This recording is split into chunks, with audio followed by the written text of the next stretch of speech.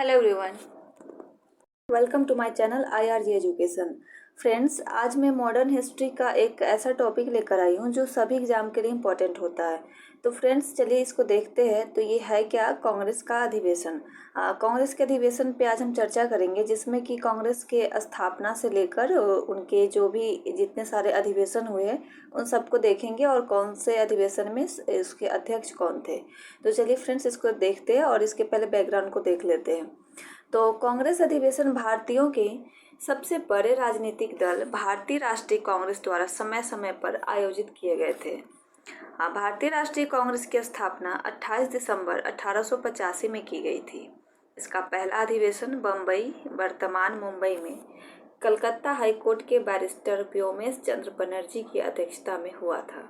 कहा जाता है कि वायसराय लॉर्ड डफरिन यानी 1884 से 1888 ने कांग्रेस की स्थापना का अप्रत्यक्ष रीति से समर्थन किया था।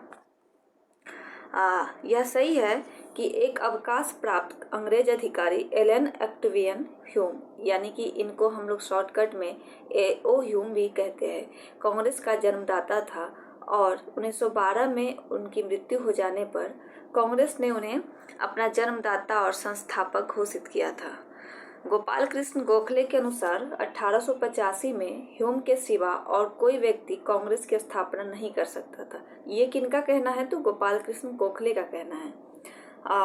परंतु वस्तु स्थिति यह प्रतीत होती है कि जैसा कि CY चिंतामणि का मत है, राजनीतिक उद्देश्यों से राष्ट्रीय सम्मेलन का विचार कई व्यक्तियों के मन में उठा था और वह 1885 में चरितार्थ हुआ। तो चलिए फ्रेंड्स, अब देखते हैं इसके अधिवेशन को। तो भारतीय राष्ट्रीय कांग्रेस के 1885 से प्रारंभ होने वाले और 1947 तक के अधिवेशन इस प्रकार है, जिससे उसका राष्ट्रीय एवं अखिल भारतीय रूप प्रकट होता है। तो कांग्रेस अधिवेशन कब और कहाँ हुआ और वर्ष और स्थान और उसके अध्यक्ष को देखते हैं। तो सबसे पहला जो अधिवेशन होता है यह 1885 ईस्वी में बम्बई यानी वर्तमान मुंबई में व्योमेश चंद्र बनर्जी की अध्यक्षता में होती है। फ्रेंड्स, ये वाला काफ़ी ज़्यादा एग्जाम में पूछे गए हैं, तो आप लोग इसको याद कर लीजिएगा। नेक्स्ट है दूसरा अधिवेशन होता है 1886 ईस्वी में। ये कलकत्ता में होता है, वर्तमान उनको कोलकाता बोलते हैं, और ये दादा भाई नौरोजी की अध्यक्षता में संपन्न होती है। इसके अलावा नेक्स्ट है तीसरा 1887 ईस्वी मद्रास यानी वर्तमान चेन्नई, इनके अध्यक्ष थे बदरुद्दीन तैयब जी। उसके अलावा है, और इन्हें ऐसा भी कहा जाता है कि तीसरा अधिवेशन के टाइम में और फर्स्ट मुस्लिम जो बने थे अध्यक्ष, वो भी 1887 ईस्वी में मद्रास में। तो इस टाइप से क्वेश्चन पूछ लिया जाता है, थोड़ा सा इसको घुमा फिरा के। नेक्स्ट है चौथा 1888 ईस्वी इलाहाबाद जॉर्ज यूल बने थे। इसके अलावा नेक्स्ट है पांचवा अधिवेशन 1889, ये बम्बई में हुआ था, सर विलियम वेडरबर्न की अध्यक्षता में हुआ था। इसके अलावा छठा देखते हैं 1890 ईस्वी, ये कलकत्ता फिरोज शाह मेहता इनके अध्यक्ष थे। नेक्स्ट है सातवां हुआ था 1891 ईस्वी नागपुर में, इनके अध्यक्ष थे P आनंद चार्लो। इसके अलावा इसको शॉर्टकट में हम लोग PA चार्लो भी कह लेते हैं। इसके अलावा आठवां है 1892 ईस्वी इलाहाबाद, ये थे व्योमेश चंद्र बनर्जी की, इनकी फिर से उनको दूसरी बार अध्यक्षता दी गई थी। इसके अलावा देखते हैं नौवा 1893 ईस्वी, ये हुआ था कहाँ? लाहौर में, और अध्यक्षता किए थे इसके दादा भाई नौरोजी ने। नेक्स्ट है 10वां, ये 1894 ईस्वी में हुआ था, मद्रास के अल्फ्रेड वेब के द्वारा अध्यक्षता की गई थी। और फ्रेंड्स, आप लोग लास्ट तक बने रहिएगा वीडियो में, क्योंकि वीडियो थोड़ा सा लंबा हो सकता है। एंड ये आप लोग चाहे तो इसको नोट भी कर सकते हैं, क्योंकि ये सभी एग्जाम के लिए इम्पोर्टेंट है। और नेक्स्ट देखते हैं 11वां है 1895 ईस्वी, ये पूना में हुआ था, सुरेंद्र नाथ बनर्जी के द्वारा अध्यक्षता की गई थी। नेक्स्ट है 12वां हुआ था 1896 ईस्वी कलकत्ता, और ये रहीमतुल्ला सयानी। ये भी पूछा जाता है कि द्वितीय जो मुस्लिम बने थे अध्यक्ष, ये कौन बने थे? तो रहीमतुल्ला सयानी बने थे, और उनकी अध्यक्षता 1896 और कलकत्ता में हुई थी। इसके अलावा 13वां 1897 ईस्वी, ये हुआ था अमरावती में, और इनके अध्यक्ष थे C शंकरन नायर। इसके अलावा 14वां 1898 ईस्वी मद्रास आनंद मोहन दास की अध्यक्षता में हुई थी। इसके अलावा 15वां 1899 ईस्वी लखनऊ में हुआ था, अध्यक्ष थे इनके रमेश चंद्र दत्त। नेक्स्ट है 16वां हुआ था 1900 ईस्वी लाहौर, NG चंद्रावरकर। हाँ, मतलब ये इनके अध्यक्ष थे, स्थान लाहौर। इसके अलावा 17वां देखते हैं 1901 ईस्वी कलकत्ता में हुआ था और दीनशाह इदुलजी वाचा इनके अध्यक्ष थे। नेक्स्ट है 18वां 1902 ईस्वी अहमदाबाद, सुरेंद्रनाथ बनर्जी की अध्यक्षता में। 19वां है 1903 ईस्वी में मद्रास, लाल मोहन घोष की अध्यक्षता में। नेक्स्ट है 20वां 1904 ईस्वी बम्बई में हुआ था, सर हेनरी कॉटन। तो फ्रेंड्स ये भी थोड़ा सा ध्यान रखिएगा कि ये हमारे कोई भारतीय नहीं थे, बल्कि ये भी एक अंग्रेज ही थे। इसके अलावा देखते हैं 21वां था 1905 ईस्वी बनारस, गोपाल कृष्ण गोखले की अध्यक्षता में। 22वां देखते हैं 1906 ईस्वी कलकत्ता, दादा भाई नौरोजी। फिर से यहाँ पे एक बार दादा भाई नौरोजी यहाँ पे अध्यक्षता करते हैं 1906 में। फिर है 23वां 1907 ईस्वी सूरत में हुआ था, डॉक्टर रास बिहारी घोष। और फ्रेंड्स ये यहाँ पे इम्पोर्टेंट है याद रखने का, क्योंकि यहाँ पे ही कांग्रेस का विभाजन हुआ था 1907 में सूरत अधिवेशन में, और इनके अध्यक्ष थे उस टाइम रास बिहारी घोष। इसको भी आप लोग याद कर लीजिएगा, क्योंकि ये कई बार एग्जाम में पूछा गया है। इसके नेक्स्ट है 24वां 1908 ईस्वी मद्रास में हुआ था, और ये भी डॉक्टर रास बिहारी घोष की अध्यक्षता में हुई थी। नेक्स्ट है 25वां, ये 1909 ईस्वी में हुआ था लाहौर में, और इनके अध्यक्ष थे मदन मोहन मालवीय। नेक्स्ट है 26वां, ये 1910 ईस्वी में हुआ था इलाहाबाद में, विलियम वेडरबर्न ने इनके अध्यक्ष थे। नेक्स्ट है 27वां, यहाँ पे 1911 ईस्वी में हुआ था, और ये हुआ कहाँ था, कलकत्ता में, और पंडित बिशन नारायण धर की अध्यक्षता में संपन्न हुई थी। 28वां है 1912 ईस्वी बांकीपुर हुआ था, RN मुधोलकर। तो फ्रेंड्स ये भी एक इम्पॉर्टेंट है बिहार के एग्जाम्स के लिए कि इसमें बांकीपुर कहाँ, तो पटना में हुआ था, और 1912 ईस्वी, और इसके अध्यक्ष भी पूछे जाते हैं तो RN माधोलकर या कहीं कहीं मुधोलकर भी दिया जाता है नाम। तो नाम में ज़्यादा कन्फ्यूजन नहीं होना चाहिए, एक बार देख लीजिएगा। नेक्स्ट है 29वां है 1913 ईस्वी कराची में, नवाब सैयद मोहम्मद बहादुर के टाइम में हुआ था, मतलब ये उनके अध्यक्ष थे। 30वां है 1914 ईस्वी मद्रास, भूपेंद्र नाथ बोस की अध्यक्षता में हुई थी। 31वां है 1915 ईस्वी बम्बई में, सर सत्येंद्र प्रसन्न सिन्हा के द्वारा अध्यक्षता की गई थी। 32वां है 1916 ईस्वी लखनऊ, अंबिका चरण मजमूदार इनके अध्यक्ष थे। उसके अलावा 33वां है 1917 ईस्वी कलकत्ता, श्रीमती एनी बेसेंट। और फ्रेंड्स ये भी एक इम्पॉर्टेंट फैक्ट बनता है कि प्रथम महिला अध्यक्ष कौन थी पूरे कांग्रेस की, तो इसमें हो जाएगा श्रीमती एनी बेसेंट। और यहीं पे अगर पूछा जाता कि प्रथम भारतीय महिला अध्यक्ष, तो यहाँ पे सरोजनी नायडू होता। और फ्रेंड्स ये चीज़ एक याद रखिएगा कि 1917 ईस्वी में भी पूछ लिया जाता है कि उस टाइम अध्यक्षता किसने की थी और ये कहाँ पे हुई थी, तो 1917 में कलकत्ता में, और श्रीमती एनी बेसेंट के द्वारा। 33वां अधिवेशन था, ये भी याद रखिएगा। नेक्स्ट है 34वां है 1918 ईस्वी बम्बई, सैयद हसन इमाम के द्वारा अध्यक्षता हुई थी। 35वां है 1918 ईस्वी दिल्ली में हुआ था, और ये मदन मोहन मालवीय के द्वारा किया गया था अध्यक्षता। 36वां है 1919 ईस्वी अमृतसर में, पंडित मोतीलाल नेहरू। ये फ्रेंड्स एक विशेष अधिवेशन था, और इसमें विशेष अधिवेशन में 1920 ईस्वी में कलकत्ता में हुआ था, और ये लाला लाजपत राय की अध्यक्षता में हुई थी। और नेक्स्ट है 37वां है फ्रेंड्स, यहाँ पे ये चीज़ काउंट नहीं किया जाता है 36वां के में ही 1919 और 1920 दोनों विशेष अधिवेशन में ले लिया जाता है, इसलिए इसमें काउंट नहीं किया गया है 37वां। नेक्स्ट है 37वां 1921 ईस्वी अहमदाबाद में हुआ था, और इसमें जो अध्यक्ष थे वो हकीम अजमल खां बने थे। उसके बाद 38वां है ये 1922 ईस्वी में हुआ था गया में, ये भी बिहार के एग्जाम के लिए काफ़ी इम्पोर्टेंट है, और इसमें देशबंधु चितरंजन दास इनकी अध्यक्षता किए थे। तो फ्रेंड्स इसको भी याद रखिएगा, कभी कभी इसके क्रम भी पूछ लिए जाते कितने नंबर का था। तो 38वां यानी 38 नंबर का था।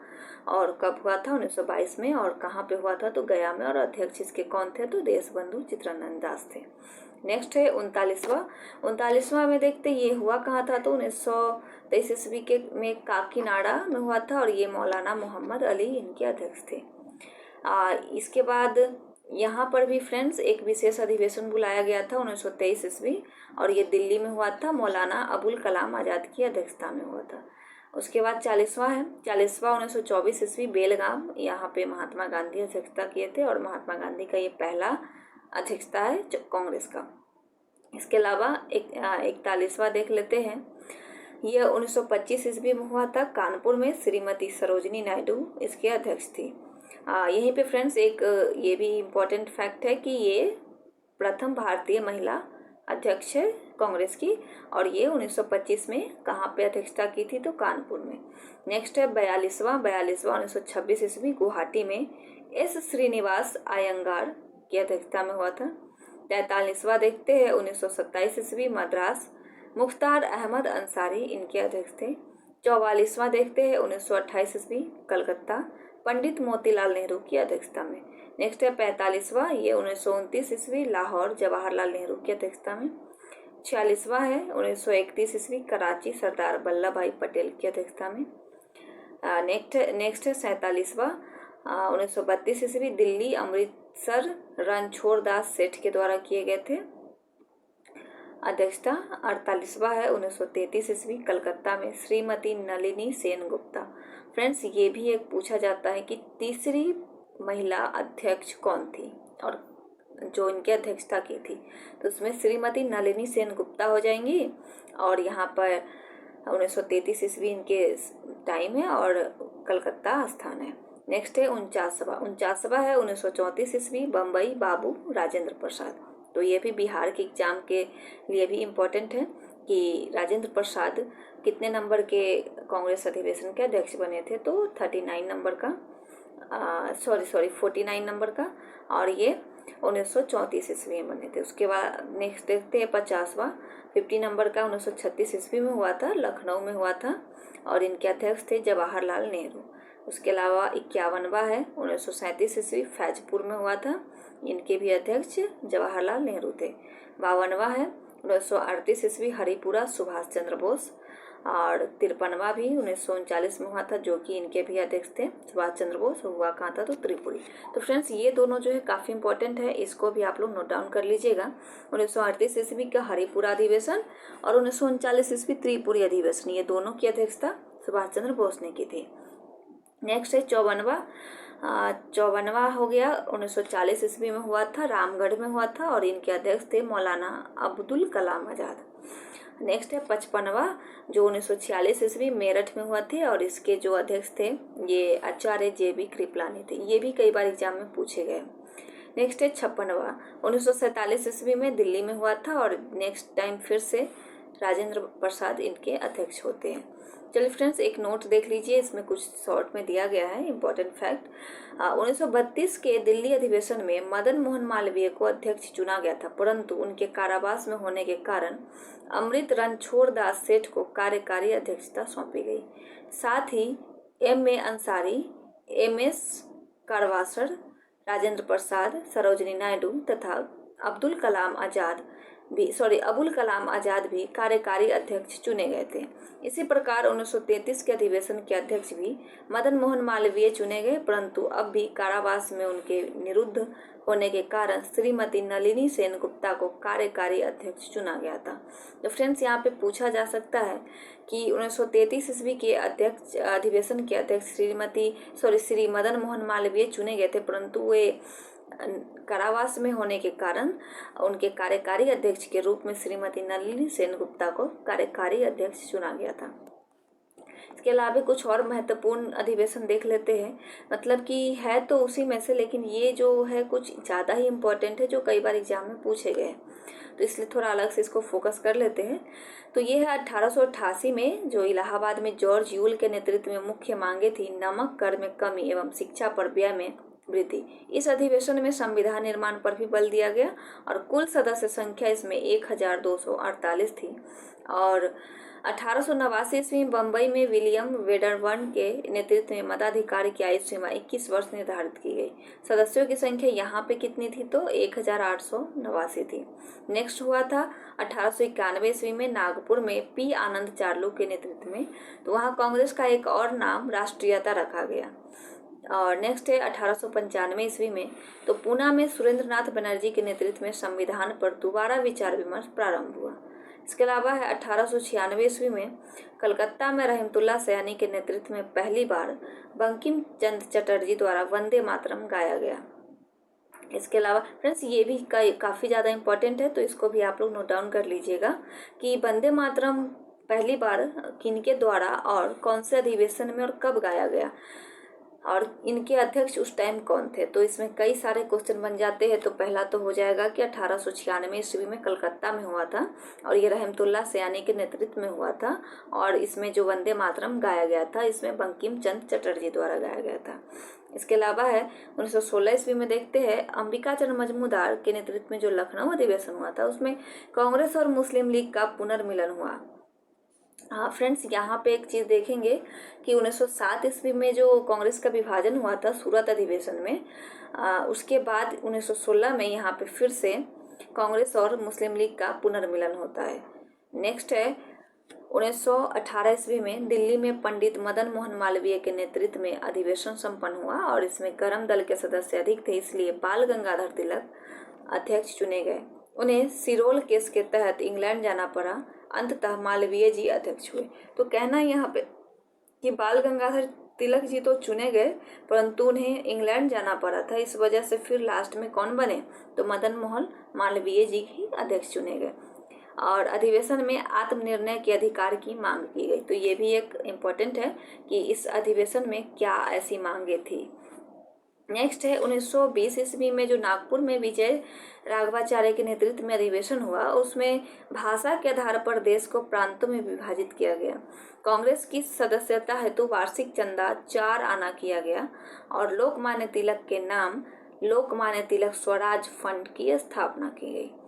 इसके अलावा है 1921 ईस्वी में अहमदाबाद में अध्यक्षता पद हेतु चितरंजन दास का चुनाव किया गया, मगर उनके जेल में होने के कारण अध्यक्षता हकीम अजमल खान ने की। फ्रेंड्स, यहाँ पे ये भी आप याद रखिएगा कि चितरंजन दास को कब ऐसा चुनाव में नियुक्त किया गया अध्यक्षता के रूप में, अध्यक्ष के रूप में, तो उनकी जगह पर फिर से हकीम अजमल खां को दे दिया गया उनके जेल में होने के कारण। तो ये 1921 ईस्वी में हुआ था और जो अहमदाबाद में संपन्न हुआ था। नेक्स्ट है 1924 ईस्वी में, ये बेलगाम में कांग्रेस अधिवेशन की अध्यक्षता राष्ट्रपिता महात्मा गांधी ने की। ये भी अपने आप में बहुत ही ज़्यादा इम्पोर्टेंट है। उसके अलावा है 1926 ईस्वी में गुवाहाटी में श्रीनिवास अयंगर की अध्यक्षता में संपन्न अधिवेशन में खद्दर पहनना अनिवार्य घोषित कर दिया गया। खद्दर का मतलब यहाँ खादी के कपड़े। इसके अलावा है 1927 ईस्वी में मद्रास में एम.ए. अंसारी के नेतृत्व में अधिवेशन में पूर्ण स्वराज्य का प्रस्ताव पास किया गया। 1929 ईस्वी में लाहौर के इस ऐतिहासिक अधिवेशन में अध्यक्ष जवाहरलाल नेहरू थे। इस अधिवेशन में भारत की पूर्ण स्वाधीनता का लक्ष्य पारित हुआ। इसके अलावा देखते हैं 1936 ईस्वी में लखनऊ में इन्हीं के नेतृत्व में, मतलब कि जवाहरलाल नेहरू के नेतृत्व में कांग्रेस पार्लियामेंट्री बोर्ड की स्थापना होती है। तो एक फैक्ट है कि कांग्रेस पार्लियामेंट्री बोर्ड की स्थापना कब और किन के नेतृत्व में होती है, कौन से अधिवेशन में, तो ये 1936 के लखनऊ अधिवेशन में होती है। नेतृत्वकर्ता का ये होते हैं कौन तो जवाहरलाल नेहरू। नेक्स्ट है 1937 में, 1937 में फैजपुर में प्रांतीय स्वशासन के प्रस्ताव के साथ जवाहरलाल नेहरू ने यहाँ भी अध्यक्षता की। नेक्स्ट है 1938, ये बहुत ही इम्पोर्टेंट है। यहाँ हरिपुरा गांव में नेताजी सुभाष चंद्र बोस की अध्यक्षता में गांधी जी के विरोध के बाद भी स्वराज का प्रस्ताव पास हुआ और स्वतंत्रता प्राप्ति के बाद अधिवेशन स्वाधीनता पाने के बाद 1948 ईस्वी में कांग्रेस का अधिवेशन जयपुर में पट्टाभी सीतारमैया की अध्यक्षता में हुआ। तो फ्रेंड्स, ये काफ़ी ज़्यादा इम्पोर्टेंट हो जाता है कि आज़ादी के बाद जो कांग्रेस का अधिवेशन होता है उसमें कौन अध्यक्ष होते हैं और ये कहाँ पे संपन्न होते हैं और कब होते हैं। तो 1948 में होते कहाँ हैं तो जयपुर में, जयपुर राजस्थान, और अध्यक्ष इनके पट्टाभी सीतारमैया होते हैं।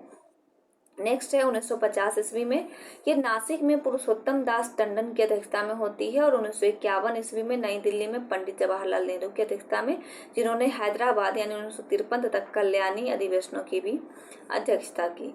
इसके अलावा 1955 ईस्वी में अवारी में उच्छंगर राय नवल राय ढेबर की अध्यक्षता में, जिन्होंने अमृतसर 1956 ईस्वी तथा गुवाहाटी 1958 ईस्वी में किए थे। नेक्स्ट है अधिवेशनों की भी अध्यक्षता 1955 में नागपुर में श्रीमती इंदिरा गांधी की अध्यक्षता में, 1960 में ये बंगलोर में तथा 1961 में गुजरात में नीलम संजीव रेड्डी की अध्यक्षता में। फ्रेंड्स, यहाँ से तो क्वेश्चन कम ही पूछे जाते हैं, लगभग 1885 से लेकर 1948 तक तो पूछे जाते हैं, लेकिन फिर भी यहाँ पे एक बार एक नज़र देख लेना चाहिए आप सबको। अभी तक आप लोगों ने हो सकता है इस बारे में कम ही पढ़े होंगे, लेकिन फिर भी एक बार इसको अच्छे से देख लेना चाहिए। तो इसके अलावा 1962 ईस्वी में देखते भुवनेश्वर में तथा 1963 ईस्वी में पटना में दामोदरन संजीव बैया की अध्यक्षता में, तथा 1964 ईस्वी में भुवनेश्वर में तथा 1965 ईस्वी में दुर्गापुर में के कामराज की अध्यक्षता में हुआ। और अवारी अधिवेशन 1955 ईस्वी में ये कांग्रेस ने देश में एक लोकतांत्रिक आधार पर समाजवादी राज्य की स्थापना की नीति स्वीकार की, जिसे उसने भुवनेश्वर अधिवेशन 1965 ईस्वी में दोहराया। तो फ्रेंड्स, कैसा लगा आज का मेरा ये सेशन, आप लोग कमेंट करके ज़रूर बताइएगा। और फ्रेंड्स, एक वीडियो को बनाने में काफ़ी ज़्यादा टाइम और मेहनत लगता है, तो प्लीज़ आप लोग चैनल पर अगर नए हैं तो सब्सक्राइब जरूर कर दीजिएगा। And thank you for watching.